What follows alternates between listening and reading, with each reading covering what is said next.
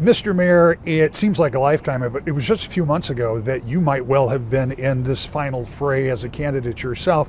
Tell me from your perspective, as somebody who has run and won for elections, and you've run on a national level, what does it feel like as we go in these final 3 weeks? What's the state of the race? What do you have to do to close the deal if you are Joe Biden or you're somebody supporting Joe Biden? Well, these final days are electrifying. You just feel it, I think, especially if you've been involved in campaigns and elections. The leaves are turning, there's that cool air that makes you want to get down to work, and that's what we're doing. Of course, this year it's not so much a single election day, it's really a voting season that is underway as we speak, and so we want to make sure that folks not only are encouraged to vote for us, but are encouraged to vote today for us, for the candidates we believe in.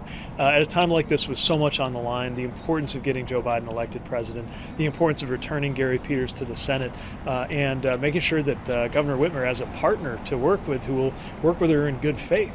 People who can work across the aisle, which is what Hillary Skolden's going to be able to do. I just love the candidates that we have, and we got to make sure that we're beating the drum for them everywhere we can.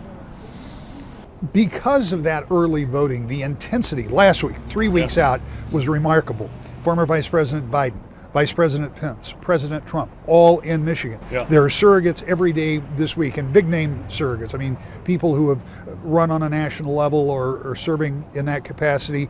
So when you talk about the elections, not in 2 weeks, it's really now, is that kind of the focus of having everybody in now, because in 2 weeks it may well be over? That's right. We know that millions of Americans have already voted, and so we can't waste a moment in terms of reaching out to people. And Michigan is in many ways just at the absolute center of all this nationally. So I think you're going to continue to see that attention. I'm excited to be here, especially with the Michigan ties that I have and for being right in the neighborhood.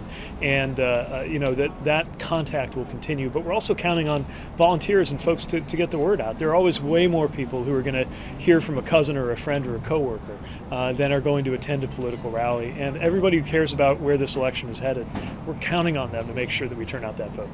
Finally, if there are people out there, and while it seems somewhat hard to believe, but it may be the case that people haven't decided. Yeah. They may not want to vote for one candidate for one Right. set of reasons, and they may not be excited about voting for another candidate for another set of reasons. What do you say to them to close the deal? Because not to vote is also expressing an opinion. That's right, yeah. So withholding your vote basically means you want this chaos and this confusion to continue. Look, you might have had any number of candidates you were after in the primary. I know what it is to maybe have been competing or been for a competing candidate, but at the end of the day, the choice is so clear. The choice is so stark. And if there was ever an election to make sure that your voice is heard, it's now.